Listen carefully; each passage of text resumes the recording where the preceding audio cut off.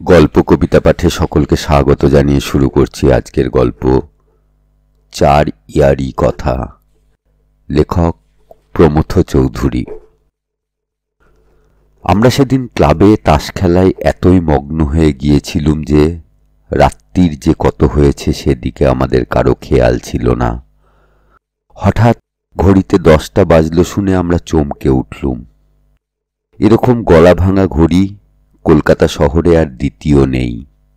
ভাঙা কাঁসির চাইতেও তার আওয়াজ বেশি বাজ খায় এবং সে আওয়াজের রেশ কানে থেকেই যায়, আর যতক্ষণ থাকে ততক্ষণ অস্বস্তি করে। এ ঘড়ির কণ্ঠ আমাদের পূর্ব পরিচিত, কিন্তু সেদিন কেন জানি নে তার খ্যানখ্যানানিতে যেন নূতন করে বিশেষ করে আমাদের কানে বাজল। হাতের তাস হাতেই রেখে কি করব ভাবছি, এমন সময়ে শীতেশ শশব্যস্ত হয়ে উঠে দাঁড়িয়ে দুয়ারের দিকে মুখ ফিরিয়ে বললেন, বয় গাড়ি জোতনে বলো। পাশের ঘর থেকে উত্তর এলো, জো হুকুম। সেন বললেন, এত তাড়া কেন, এ হাতটা খেলেই যাও না। শীতেশ বলল, বেশ দেখছো না কত রাত হয়েছে, আমি আর 1 মিনিটও থাকব না, এমনিই তো বাড়ি গিয়ে বকুনি খেতে হবে। সোমনাথ জিজ্ঞেস করলেন, কার কাছে? শীতেশ বলল, স্ত্রীর। সোমনাথ উত্তর করলেন, ঘরের স্ত্রী কি দুনিয়াতে একা তোমারই আছে, আর কারো নেই? শীতেশ বলল, তোমাদের স্ত্রীরা এখন হাল ছেড়ে দিয়েছে, বাড়িতে তোমরা কখন আসো যাও তাতে তাদের কিছু আসে যায় না। সেন বললেন, সে কথা ঠিক, তবে একদিন একটু দেরি হয়েছে তার জন্য। শীতেশ বলল, একটু দেরি? আমার মেয়াদ 8টা পর্যন্ত, আর এখন 10টা, আর এ তো একদিন নয়, প্রায় রোজই বাড়ি ফিরতে টোপ পড়ে যায়। আর রোজই বকুনি খাও? খাইনে? তাহলে সে বকুনি তো আর গায়ে লাগবার কথা নয়, এতদিনেও মনে ঘাঁটা পড়ে যায়নি?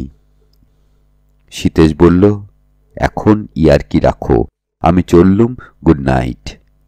এই কথা বলে তিনি ঘর থেকে বেরোতে যাচ্ছেন, এমন সময় বয় এসে খবর দিলে যে কোচম্যান লোগ अभी गाड़ी जोतने नहीं मांगता, वो लोग समझता 2-10 मिनट में जोर पानी आएगा, शायद हवा भी जोर करेगा। घोड़ा लोग अस्तबल में खड़ा खड़ा ऐसा ही डरता है, रास्ता में निकलने से जरूर भड़केगा, शायद उखड़ जाएगा। कोई आध घंटा देख के तब सवारी देना ठीक है। এ কথা শুনে আমরা একটু উতলা হয়ে উঠলুম, কেননা একা শীতেশের নয়, আমাদের সকলেরই বাড়ি যাবার তাড়া ছিল। ঝড় বৃষ্টি আসবার আশু সম্ভাবনা আছে কিনা তাই দেখবার জন্য আমরা 4 জনেই বারান্দায় গেলুম। গিয়ে আকাশের যে চেহারা দেখলুম তাতে আমার বুক চেপে ধরলে, গায়ে কাঁটা দিলে। এদেশের মেঘলা দিনের এবং মেঘলা রাত্রিরের চেহারা আমরা সবাই চিনি, কিন্তু এ যেন আর এক পৃথিবীর আর এক আকাশ, দিনের কি রাত্রিরের বলা শক্ত। মাথার উপরে কিংবা চোখের সম্মুখে কোথাও ঘন ঘটা করে নেই, আশেপাশে কোথাও মেঘের চাপ নেই। মনে হলো যেন কে সমস্ত আকাশটিকে একখানি একরঙা মেঘের ঘেরাটোপ পরিয়ে দিয়েছে, এবং সে রং কালোও নয় ঘনও নয়, কেননা তার ভিতর থেকে আলো দেখা যাচ্ছে। ছাই রঙের কাঁচের ঢাকনির ভিতর থেকে যেরকম আলো দেখা যায় সেই রকম আলো। আকাশ জোড়া এমন মলিন, এমন মরা আলো আমি জীবনে কখনো দেখিনি। পৃথিবীর উপরে সে রাত্রিরে যেন শনির দৃষ্টি পড়েছিল। এ আলো স্পর্শে পৃথিবী যেন অভিভূত, স্তম্ভিত, মূর্ছিত হয়ে পড়েছিল। চারপাশে তাকিয়ে দেখি গাছপালা, বাড়ি ঘর দৌড় সব যেন কোনো আসন্ন প্রলয়ের আশঙ্কায় মরার মতো দাঁড়িয়ে আছে, অথচ এই আলোয় সব যেন একটু হাসছে। মরার মুখের হাসি দেখলে মানুষের মনে যেরকম কৌতূহল মিশ্রিত আতঙ্ক উপস্থিত হয়। সে রাত্রিরের দৃশ্য দেখে আমার মনে ঠিক সেই রকম কৌতূহল ও আতঙ্ক দুই একসঙ্গে সমান উদয় হয়েছিল। আমার মন চাচ্ছিল যে হয় ঝড় উঠুক, বৃষ্টি নামুক, বিদ্যুৎ চমকাক, বজ্র পড়ুক, নয় আরো ঘোর করে আসুক, সব অন্ধকারে ডুবে যাক। কেননা প্রকৃতির এই আড়ষ্ট দম আটকানো ভাব আমার কাছে মুহূর্তের পর মুহূর্ত অসহ্য হতে অসহ্যতর হয়ে উঠেছিল। অথচ আমি বাইরে থেকে চোখ তুলে নিতে পারছিলুম না। অবাক হয়ে একদৃষ্টে আকাশের দিকে চেয়েছিলুম। কেননা এই মেঘ জোয়ানো আলোর ভিতর একটি অপরূপ সৌন্দর্য ছিল। আমি মুখ ফিরিয়ে দেখি, আমার তিনটি বন্ধুই যিনি যেমন দাঁড়িয়েছিলেন তিনি তেমনই দাঁড়িয়ে আছেন। সকলের মুখ গম্ভীর, সকলেই নিস্তব্ধ।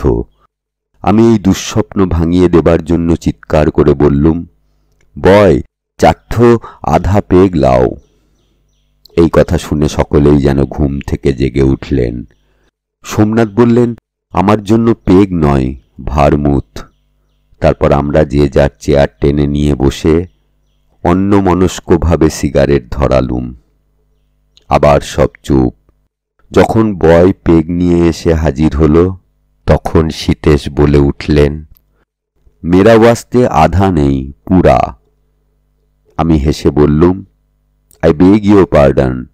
স্থূল পদার্থের সঙ্গে তরল পদার্থের এক্ষেত্রে সম্বন্ধ কত ঘনিষ্ঠ সে কথা ভুলে গিয়েছিলুম।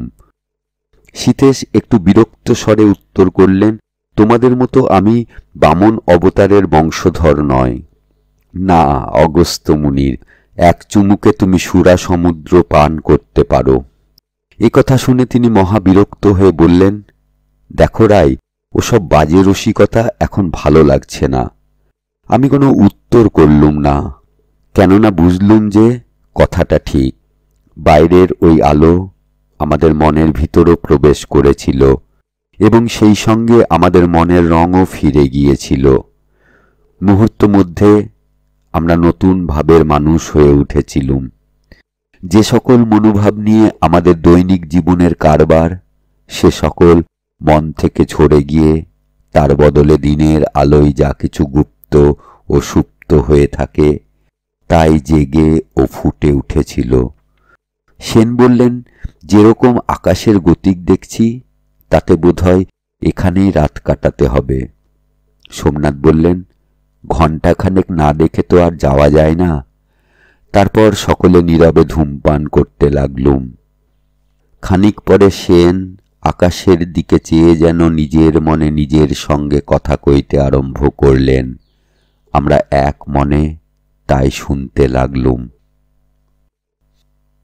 সেনের কথা, দেখতে পাচ্ছ বাইরে যা কিছু আছে, চোখের পলকে সব কিরকম নিষ্পন্দ, নিশ্চেষ্ট, নিস্তব্ধ হয়ে গেছে। যা জীবন্ত তাও মৃতের মতো দেখাচ্ছে। বিশ্বের হৃৎপিণ্ড যেন জড়পিণ্ড হয়ে গেছে, তার বাকরোধ নিঃশ্বাসরোধ হয়ে গেছে, রক্ত চলাচল বন্ধ হয়েছে। মনে হচ্ছে যেন সব শেষ হয়ে গেছে, এরপর আর কিছুই নেই। তুমি আমি সকলেই জানি যে এ কথা সত্য নয়। এই দুষ্ট বিকৃত কলুষিত আলোর মায়াতে আমাদের অভিভূত করে রেখেছে বলেই এখন আমাদের চোখে যা সত্য তাও মিছে ঠেকছে। আমাদের মন ইন্দ্রিয়ের এত অধীন যে একটু রঙের বদলে আমাদের কাছে বিশ্বের মানে বদলে যায়। এর প্রমাণ আমি পূর্বেও পেয়েছি। আমি আর একদিন এই আকাশে আর এক আলো দেখেছিলুম, যার মায়াতে পৃথিবী প্রাণে ভরপুর হয়ে উঠেছিল। যা মৃত তা জীবন্ত হয়ে উঠেছিল, যা মিছে তা সত্য হয়ে উঠেছিল। সে বহুদিনের কথা। তখন আমি সবে এমএ পাশ করে বাড়িতে বসে আছি। কিছু করিনে, কিছু করবার কথা মনেও করিনে। সংসার চালাবার জন্য আমার টাকা রোজগার করবার আবশ্যকও ছিল না, অভিপ্রায়ও ছিল না। আমার অন্ন বস্ত্রের সংস্থান ছিল। তাছাড়া আমি তখনও বিবাহ করিনি এবং কখনো যে করব এ কথা আমার মনে স্বপ্নেও স্থান পায়নি। আমার সৌভাগ্যক্রমে আমার আত্মীয় স্বজনেরা আমাকে চাকরি কিংবা বিবাহ করবার জন্য কোনরূপ উৎপাত করতেন না। সুতরাং কিছু না করবার স্বাধীনতা আমার সম্পূর্ণ ছিল। এক কথায় আমি জীবনে ছুটি পেয়েছিলুম, এবং সে ছুটি আমি যত খুশি তত দীর্ঘ করতে পারতুম। তোমরা হয়তো মনে করছো যে এরকম আরাম, এরকম সুখের অবস্থা তোমাদের কপালে ঘটলে তোমরা আর তার বদল করতে চাইতে না। কিন্তু আমার পক্ষে এ অবস্থা সুখের তো নয়ই, আরামেরও ছিল না। প্রথমত আমার শরীর তেমন ভালো ছিল না, কোনো বিশেষ অসুখ ছিল না, অথচ একটা প্রচ্ছন্ন জড়তা ক্রমে ক্রমে আমার সমগ্র দেহটি আচ্ছন্ন করে ফেলেছিল। শরীরের ইচ্ছাশক্তি যেন দিন দিন লোপ পেয়ে আসছিল। প্রতি অঙ্গে আমি একটি অকারণ, একটি অসাধারণ শ্রান্তি বোধ করতুম। এখন বুঝি সে হচ্ছে কিছু না করবার শ্রান্তি। সে যাই হোক, ডাক্তাররা আমার বুক পিঠ ঠুকে আবিষ্কার করলেন যে আমার যা রোগ তা শরীরের নয়, মনের।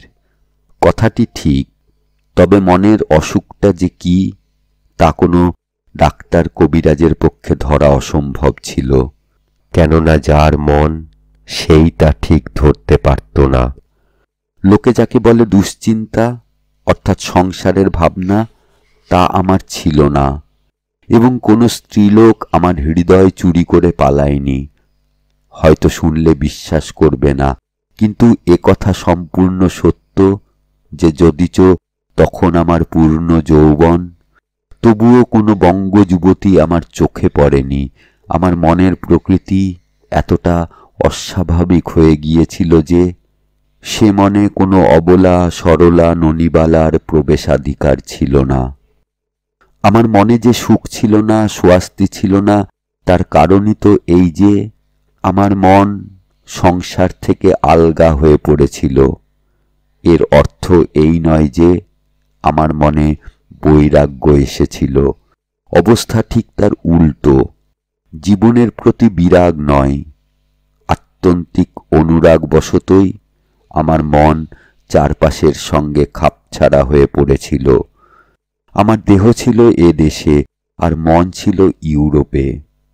সে মনের উপর ইউরোপের আলো পড়েছিল, এবং সে আলোয় স্পষ্ট দেখতে পেতুম যে এ দেশে প্রাণ নেই। আমাদের কাজ, আমাদের কথা, আমাদের চিন্তা, আমাদের ইচ্ছা সবই তেজহীন, শক্তিহীন, ক্ষীণ, রুগ্ন, ম্রিয়মাণ এবং মৃতকল্প। আমার চোখে আমাদের সামাজিক জীবন একটি বিরাট পুতুল নাচের মতো দেখাতো। নিজে পুতুল সেজে আরেকটি শালঙ্কারা পুতুলের হাত ধরে এই পুতুল সমাজে নৃত্য করবার কথা মনে করতেও আমার ভয় হতো। জানতুম তার চাইতে মরাও শ্রেয়, কিন্তু আমি মরতে চাইনি। আমি চেয়েছিলুম বাঁচতে, শুধু দেহে নয়, মনেও বেঁচে উঠতে, ফুটে উঠতে, জ্বলে উঠতে। এই ব্যর্থ আকাঙ্ক্ষায় আমার শরীর মনকে জীর্ণ করে ফেলেছিল, কেননা এই আকাঙ্ক্ষার কোনো স্পষ্ট বিষয় ছিল না, কোনো নির্দিষ্ট অবলম্বন ছিল না। তখন আমার মনের ভিতরে যা ছিল তা একটি ব্যাকুলতা ছাড়া আর কিছুই নয়, এবং সেই ব্যাকুলতা একটি কাল্পনিক, একটি আদর্শ নায়িকা সৃষ্টি করেছিল। ভাবতুম যে জীবনে সেই নায়িকার সাক্ষাৎ পেলেই আমি সজীব হয়ে উঠব, কিন্তু জানতুম এই মরার দেশে সে জীবন্ত রমণীর সাক্ষাৎ কখনো পাব না। এরকম মনের অবস্থায় আমার অবশ্য চারপাশের কাজকর্ম, আমোদ আহ্লাদ কিছুই ভালো লাগতো না। তাই আমি লোকজন ছেড়ে ইউরোপীয় নাটক নভেলের রাজ্যে বাস করতুম। এই রাজ্যের নায়ক নায়িকারাই আমার রাত দিনের সঙ্গী হয়ে উঠেছিল। এই কাল্পনিক স্ত্রী পুরুষেরাই আমার কাছে শরীরী হয়ে উঠেছিল, আর রক্ত মাংসের দেহধারী স্ত্রী পুরুষেরা আমার চারপাশে সব ছায়ার মতো ঘুরে বেড়াতো। কিন্তু আমার মনের অবস্থা যতই অস্বাভাবিক হোক, আমি কাণ্ডজ্ঞান হারাইনি। আমার এ জ্ঞান ছিল যে মনের এ বিকার থেকে উদ্ধার না পেলে আমি দেহ মনে অমানুষ হয়ে পড়ব। সুতরাং যাতে আমার স্বাস্থ্য নষ্ট না হয় সে বিষয়ে আমার পুরো নজর ছিল। আমি জানতুম যে শরীর সুস্থ রাখতে পারলে মন সময়ে আপনি প্রকৃতিস্থ হয়ে আসবে। তাই আমি রোজ 4-5 মাইল পায়ে হেঁটে বেড়াতুম। আমার বেড়াবার সময় ছিল সন্ধ্যার পর, কোনোদিন খাবার আগে, কোনোদিন খাবার পরে। যেদিন খেয়ে দিয়ে বেড়াতে বেরোতুম সেদিন বাড়ি ফিরতে প্রায় রাত 11-12 বেজে যেত। এক রাত্রিরের একটি ঘটনা আমি আজও বিস্মৃত হইনি, বোধহয় কখনো হতে পারবো না, কেননা আজ পর্যন্ত আমার মনে তা সমান টাটকা রয়েছে। সেদিন পূর্ণিমা।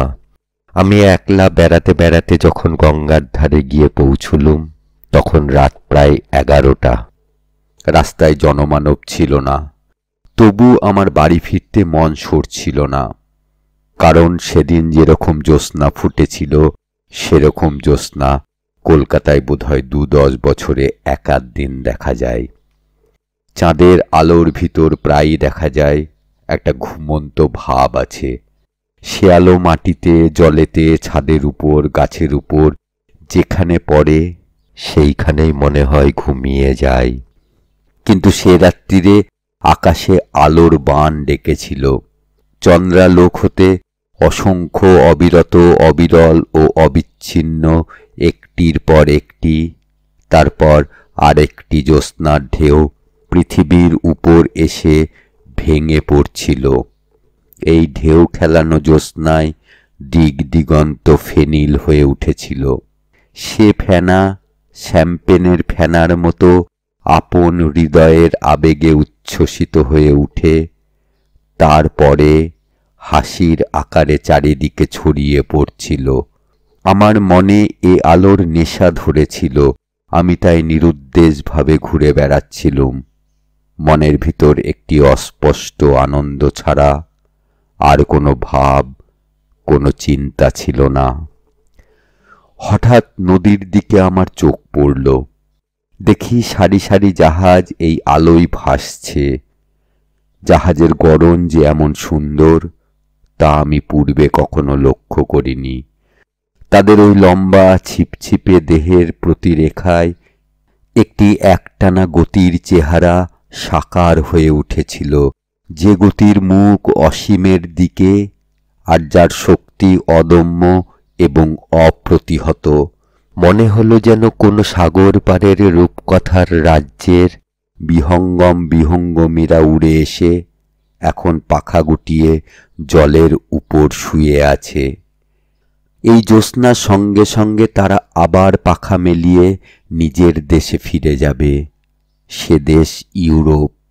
যে ইউরোপ তুমি আমি চোখে দেখে এসেছি সে ইউরোপ নয়, কিন্তু সেই কবিকল্পিত রাজ্য যার পরিচয় আমি ইউরোপীয় সাহিত্যে লাভ করেছিলুম। এই জাহাজের ইঙ্গিতে সেই রূপকথার রাজ্য, সেই রূপের রাজ্য আমার কাছে প্রত্যক্ষ হয়ে এলো। আমি উপরের দিকে চেয়ে দেখি আকাশ জুড়ে হাজার হাজার জ্যাসমিন, হথরন প্রভৃতি স্তবকে স্তবকে ফুটে উঠছে, ঝরে পড়ছে। চারিদিকে সাদা ফুলের বৃষ্টি হচ্ছে। সে ফুল গাছপালা সব ঢেকে ফেলেছে, পাতার ফাঁক দিয়ে ঘাসের উপরে পড়েছে, রাস্তাঘাট সব ছেয়ে ফেলেছে। তারপর আমার মনে হলো যে আমি আজ রাত্রিরে কোনো মিরান্ডা কি ডেসডিমোনা, বিয়াট্রিস কি টেসার দেখা পাব এবং তার স্পর্শে আমি বেঁচে উঠব, জেগে উঠব, অমর হব। আমি কল্পনার চক্ষে স্পষ্ট দেখতে পেলুম যে আমার সেই চিরাকাঙ্ক্ষিত ইটার্নাল ফেমিনিন সশরীরে দূরে দাঁড়িয়ে আমার জন্য প্রতীক্ষা করছে। ঘুমের ঘোরে মানুষ যেমন সোজা একদিকে চলে যায়, আমি তেমনিভাবে চলতে চলতে যখন লাল রাস্তার পাশে এসে পড়লুম, তখন দেখি দূরে যেন একটি ছায়া পায়চারি করছে। আমি সেই দিকে এগোতে লাগলুম।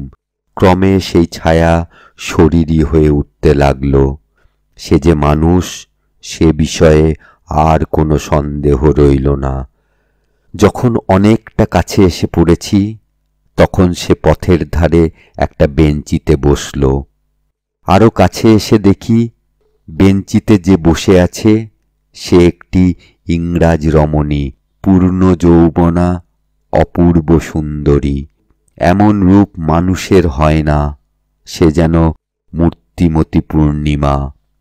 আমি তার সম্মুখে থমকে দাঁড়িয়ে নির্নিমেষ তার দিকে চেয়ে রইলুম। দেখি সেও একদৃষ্টে আমার দিকে চেয়ে রয়েছে। যখন তার চোখের উপর আমার চোখ পড়ল, তখন দেখি তার চোখ দুটি আলোয় জ্বলজ্বল করছে। মানুষের চোখে এমন জ্যোতি আমি জীবনে আর কখনো দেখিনি। সে আলো তারার নয়, চন্দ্রের নয়, সূর্যের নয়, বিদ্যুতের। সে আলো জ্যোৎস্নাকে আরো উজ্জ্বল করে তুললে। চন্দ্রালোকের বুকের ভিতর যেন তড়িৎ সঞ্চার হলো। বিশ্বের সূক্ষ্ম শরীর সেদিন এক মুহূর্তের জন্য আমার কাছে প্রত্যক্ষ হয়েছিল। এ জড় জগৎ সেই মুহূর্তে প্রাণময়, মনোময় হয়ে উঠেছিল। আমি সেদিন ইথারের স্পন্দন চর্মচক্ষে দেখেছি, আর দিব্যচক্ষে দেখতে পেয়েছি যে আমার আত্মা ইথরের সঙ্গে এক সুরে, এক তানে স্পন্দিত হচ্ছে। এসবই সেই রাত্রিরের সেই আলোর মায়া। এ মায়ার প্রভাবে শুধু বহির্জগতের নয়, আমার অন্তর্জগতেরও সম্পূর্ণ রূপান্তর ঘটেছিল। আমার দেহমন মিলেমিশে এক হয়ে একটি মূর্তিমতী বাসনার আকার ধারণ করেছিল, এবং সে হচ্ছে ভালোবাসবার ও ভালোবাসা পাবার বাসনা। আমার মন্ত্রমুগ্ধ মনে জ্ঞান, বুদ্ধি, এমনকি চৈতন্য পর্যন্ত লোপ পেয়েছিল। কতক্ষণ পরে স্ত্রীলোকটি আমার দিকে চেয়ে আমি অচেতন পদার্থের মতো দাঁড়িয়ে আছি দেখে একটু হাসল। সেই হাসি দেখে আমার মনে সাহস হলো। আমি সেই বেঞ্চিতে তার পাশে বসলুম, গা ঘেঁষে নয়, একটু দূরে। আমরা দুজনেই চুপ করেছিলুম। বলা বাহুল্য, তখন আমি চোখ চেয়ে স্বপ্ন দেখছিলুম। সে স্বপ্ন যে রাজ্যের, সে রাজ্যে শব্দ নেই, যা আছে তা শুধু নীরব অনুভূতি। আমি যে স্বপ্ন দেখছিলুম তার প্রধান প্রমাণ এই যে সে সময় আমার কাছে সকল অসম্ভব সম্ভব হয়ে উঠেছিল। এই কলকাতা শহরে কোনো বাঙালি রোমিওর ভাগ্যে কোনো বিলাতি জুলিয়েট যে জুটতে পারে না, এ জ্ঞান তখন সম্পূর্ণ হারিয়ে বসেছিলুম। আমার মনে হচ্ছিল যে এ স্ত্রীলোকেরও হয়তো আমারই মতো মনে সুখ ছিল না, এবং সে একই কারণে।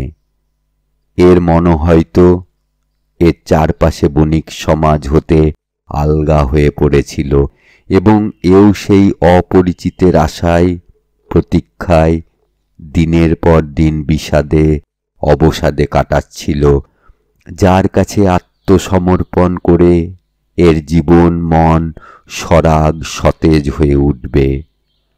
আর আজকের এই কুহকী পূর্ণিমার অপূর্ব সৌন্দর্যের ডাকে আমরা দুজনেই ঘর থেকে বেরিয়ে এসেছি। আমাদের এ মিলনের মধ্যে বিধাতার হাত আছে। অনাদিকালে এ মিলনের সূচনা হয়েছিল, এবং অনন্তকালেও তার সমাধা হবে না। এই সত্য আবিষ্কার করবা মাত্র আমি আমার সঙ্গিনীর দিকে মুখ ফেরালুম।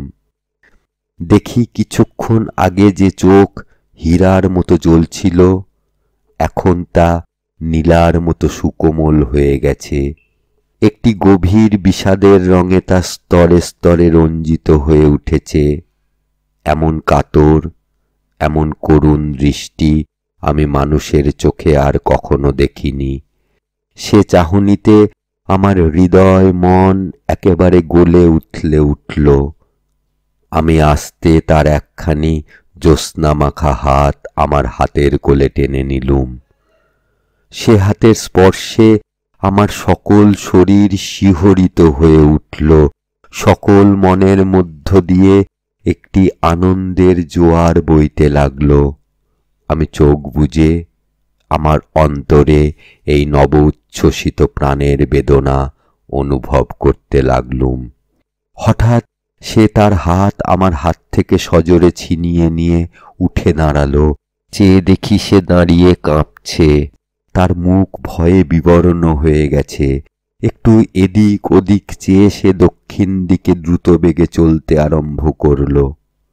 আমি পিছন দিকে তাকিয়ে দেখি 6 ফুট 1 ইঞ্চি লম্বা একটি ইংরেজ 4-5 জন চাকর সঙ্গে করে মেয়েটির দিকে জোরে হেঁটে চলেছে। মেয়েটি দুপা এগোচ্ছে, আবার মুখ ফিরিয়ে দেখছে, আবার এগোচ্ছে, আবার দাঁড়াচ্ছে। এমনি করতে করতে ইংরেজটি যখন তার কাছাকাছি গিয়ে উপস্থিত হলো, অমনি সে দৌড়তে আরম্ভ করল। পিছনে পিছনে এরা সকলেও দৌড়তে লাগলো। খানিকক্ষণ পরে একটা চিৎকার শুনতে পেলুম।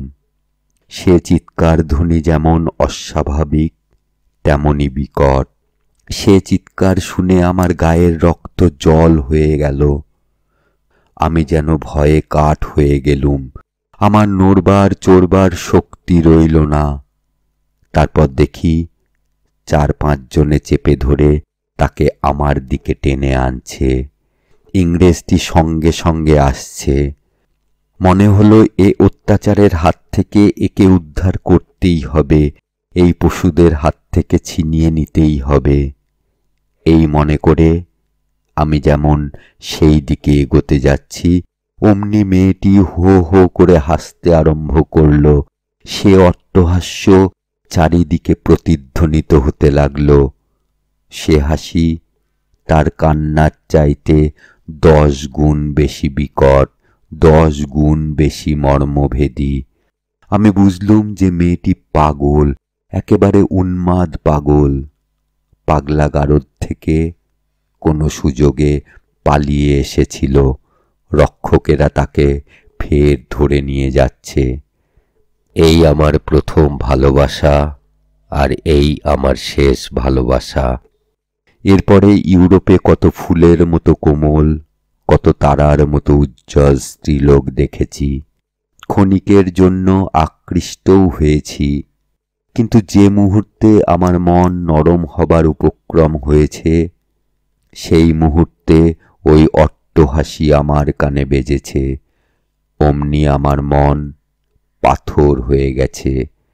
আমি সেই দিন থেকে চিরদিনের জন্য ইটারনাল ফেমিনিনকে হারিয়েছি, কিন্তু তার বদলে নিজেকে ফিরে পেয়েছি। এই বলে সেন তার কথা শেষ করলেন। আমরা সকলে চুপ করে রইলুম। এতক্ষণ সীতেশ চোখ বুজে একখানি আরাম চৌকির উপর তাঁর 6 ফুট দেহটি বিস্তার করে লম্বা হয়ে শুয়েছিলেন। তাঁর হস্তচ্যুত আধ হাত লম্বা ম্যানিলা চুরুটটি মেজের উপর পড়ে সধূম দুর্গন্ধ প্রচার করে তার অন্তরের প্রচ্ছন্ন আগুনের অস্তিত্বের প্রমাণ দিচ্ছিল। আমি মনে করেছিলুম সীতেশ ঘুমিয়ে পড়েছেন। হঠাৎ জলের ভিতর থেকে একটা বড় মাছ যেমন ঘাই মেরে ওঠে, তেমনি সীতেশ এই নিস্তব্ধতার ভিতর থেকে গা ঝাড়া দিয়ে উঠে খাড়া হয়ে বসলেন।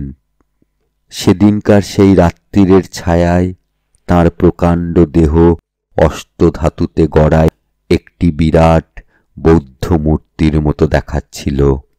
তারপর সেই মূর্তি অতি মিহি মেয়েলি গলায় কথা কইতে আরম্ভ করলেন। ভগবান বুদ্ধদেব তার প্রিয় শিষ্য আনন্দকে স্ত্রীজাতি সম্বন্ধে কিংকর্তব্যের যে উপদেশ দিয়েছিলেন, সীতেশের কথা ঠিক তার পুনরাবৃত্তি নয়।